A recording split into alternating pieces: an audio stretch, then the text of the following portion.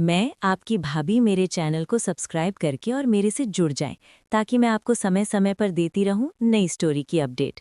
काजल जब इस घर में दुल्हन बनकर आई थी, तब उसने कभी नहीं सोचा था कि जिंदगी इतनी जल्दी उससे इतनी बड़ी परीक्षा ले लेगी। शादी के कुछ ही समय बाद उसके पति का अचानक देहांत हो गया।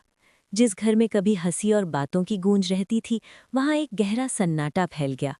सास की आंखों से आंसू थमने का नाम नहीं लेते थे और ससुर की तबीयत धीरे धीरे बिगड़ने लगी। काजल खुद भीतर से टूट चुकी थी, लेकिन परिवार की जिम्मेदारी ने उसे कमजोर नहीं पड़ने दिया। उसी घर में उसका देवर दीपक भी रहता था। दीपक उम्र में काजल से छोटा था, लेकिन हालात ने उसे समय से पहले समझदार बना दिया था। भाई को खोने का दर्द उसके लिए भी कम नहीं था, मगर उसने अपने दुख को अपने कर्तव्यों के पीछे छुपा लिया। उसे पता था कि इस समय घर को सबसे ज्यादा सहारे की जरूरत है, और वो सहारा बनने के लिए उसने खुद को तैयार कर लिया। काजल और दीपक के रिश्ते में कोई गलत भाव नहीं था। उनका रिश्ता सम्मान और भरोसे पर टिका हुआ था। दीपक हमेशा काजल से आदर के साथ बात करता। वो उसे सिर्फ भाभी कहता ही नहीं, बल्कि अपने हर व्यवहार में वही सम्मान दिखाता। घर के छोटे बड़े फैसलों में वो काजल की राय को अहमियत देता। समाज की नज़रें हमेशा सही नहीं होती। कुछ लोग बिना समझे बातें बनाने लगे। काजल ये सब महसूस करती थी और मन ही मन घबरा जाती थी।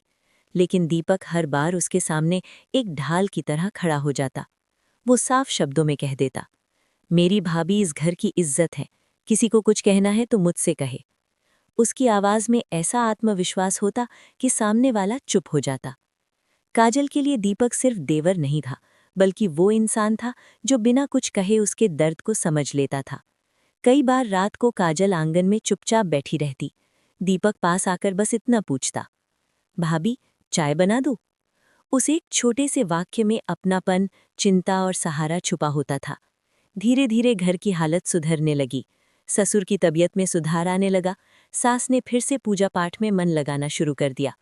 काजल ने भी खुद को मजबूत बनाया। उसने सिलाई का काम शुरू किया ताकि वो आत्मनिर्भर बन सके। दीपक ने हर कदम पर उसका हौसला बढ़ाया।